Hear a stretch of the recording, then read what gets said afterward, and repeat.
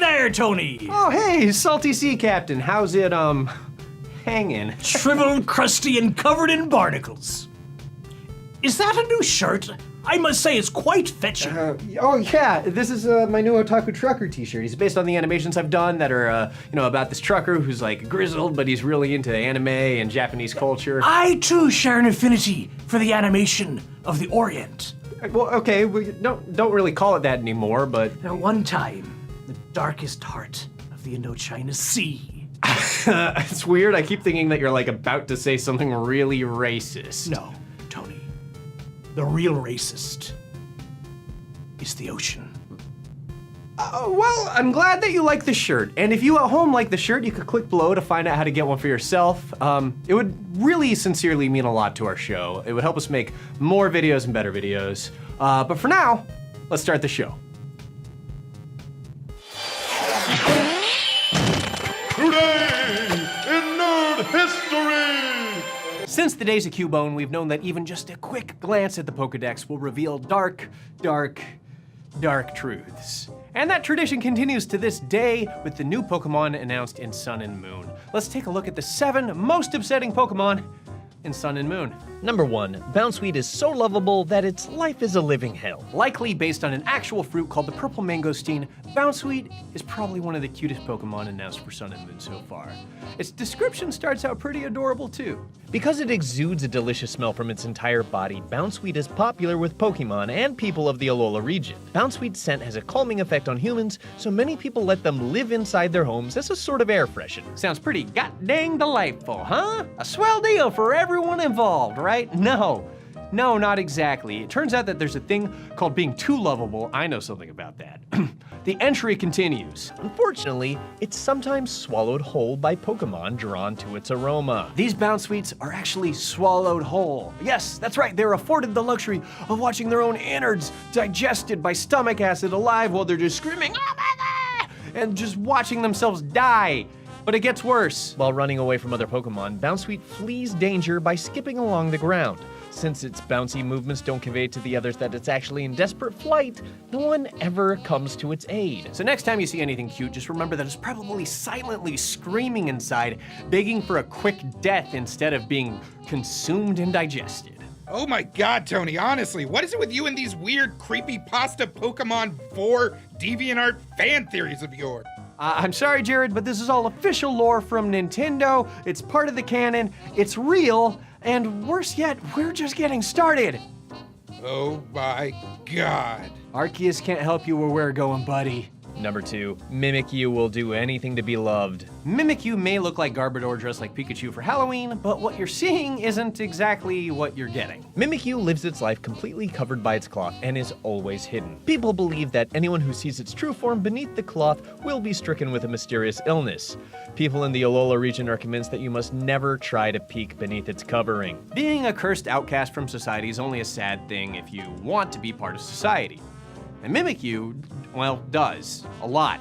Mimikyu wants to be loved so bad. The rising popularity of Pikachu-styled merchandise around 20 years ago is the reason that Mimikyu makes itself look like Pikachu. In fact, this Pokemon is dreadfully lonely, and it thought it would be able to make friends with humans if only it looked like Pikachu. Oh good, another lonely weirdo that thinks cosplay is gonna get him laid. Believe me, brother, that does not work. You may have heard of my little incident back at DragonCon 2002. Oh my God, dude, no, that was you? Yeah, I was dressed up like Proto Man, and let's just say my Mega Buster went off everywhere. I'm still not allowed to be in the same state as Jessica Negri. Would you want to?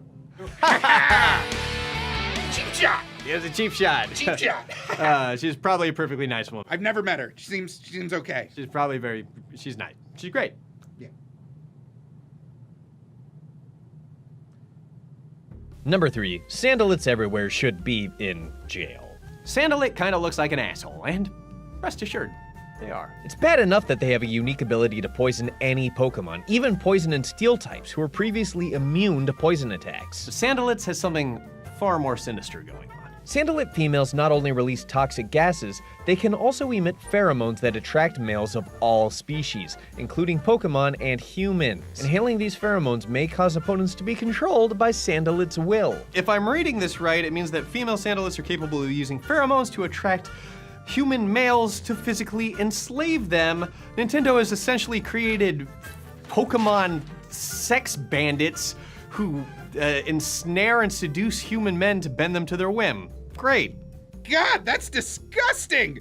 Could you imagine having sex with a Pokemon? Gross! Well, I mean, except Gardevoir and Lopunny and Florges and Delphox and Don't forget Lapras, the wild siren of my loins. Okay, guys, I forgot that I'm moving out right now. Bye. Lapras, huh? You dirty dow. The sea can be a lonely place. Number 4, Crabrawler has disturbing implications. I love Crab. I think that boxing's fun to watch. I thought for a moment that Crabrawler might be my new favorite Pokemon, and then I read the description. Crabrawler's pincers are sometimes torn off during its bouts, and they're said to be delicious. I'm beginning to see why I haven't combined my interests before, and there's a lot more to unpack just from how this is worded. Sure, Mike Tyson maybe kind of bit a guy's ear off, but could you imagine boxers having their arms ripped off in the middle of a bout? And lastly, the are said to be delicious part implies that humans are scavenging through the beer cans and wet cigarette butts on the floor of the underground boxing club to find and devour these crab claws. Aw, no way, dude. That sounds freaking awesome. First rule of Crab Fight Club, do not talk about Crab Fight Club. Second rule of Crab Fight Club, bring butter sauce. Wow, you really still love Fight Club, I guess, don't you? So do you, Tony. I'm your Tyler Durden. I'm not real. None of us are real. Oh man, guys, stop kidding around. We gotta keep talking about Pokemon. Number 5, Pyukamuku's dangerously dumb. This isn't the most popular recent Pokemon, and it's not hard to see why. Pyukamuku looks like a Hot Topic employee drew a sphincter on a baby goth doll dish scrubber. They're terrible. Due to their appearance and their lifestyle, Pyukamuku are considered unappealing to tourists. Part-time work chucking Pyukamuku back into the sea is available at tourist beaches, but no matter how far they're thrown, Pyukamuku will always return to the same spot. This may seem rude to do, even as ugly as these guys are, but it's actually doing them a favor. Once a Pyukamuku finds a place it likes, it won't budge from it. If someone moves it away, back it comes to the same spot. If it runs out of food to eat in that spot, it'll stay there and starve.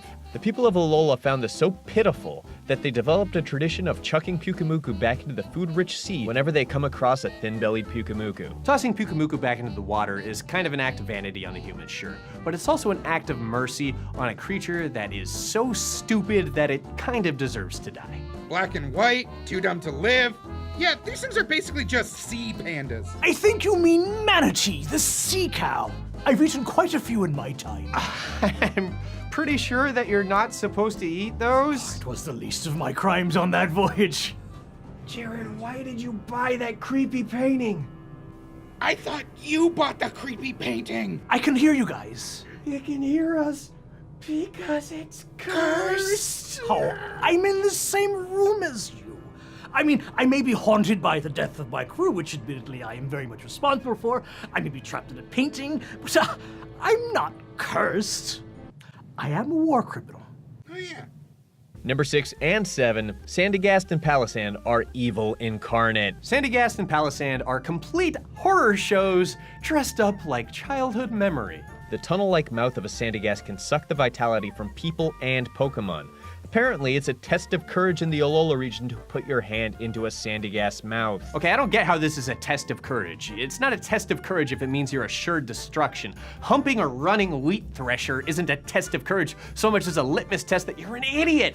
But stick with me, because there's more. If you heedlessly grab a Sandygast shovel, you'll fall under the Pokemon's control. Sandygast uses its power to manipulate children into gathering sand to increase the size of its body. Children naturally want to play with sandcastles. It's a kid instinct, like peeing in the pool or saying, I don't know, when you're in trouble. Eventually that Sandygast is gonna become that Palossand, and nobody wants that.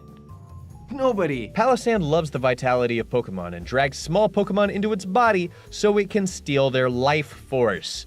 Its sandy vortex swallows them up in a heartbeat. Pokemon dragged into the Palossand leave traces of their ill will behind. It's thought that this negative energy may be the starting point of new Sandygast. That's right, Sandygasts are literally born out of balls of hate. You could make 6 Sandygasts out of my knowledge that Sandygasts exist. Oh, and if the mental image of a Palossand consuming its Pokemon prey wasn't enough for you, don't worry, because Nintendo actually hired an artist to draw it out. And there we have it, an official illustration of Pikachu, Pokemon's star mascot, being murdered in cold blood by a haunted sandcastle. Yes, DeviantArt can officially take the day off. Hey, Tony, I forgot to mention a nice t-shirt. Oh, thanks. It's Dorkly's OC, Otaku Trucker.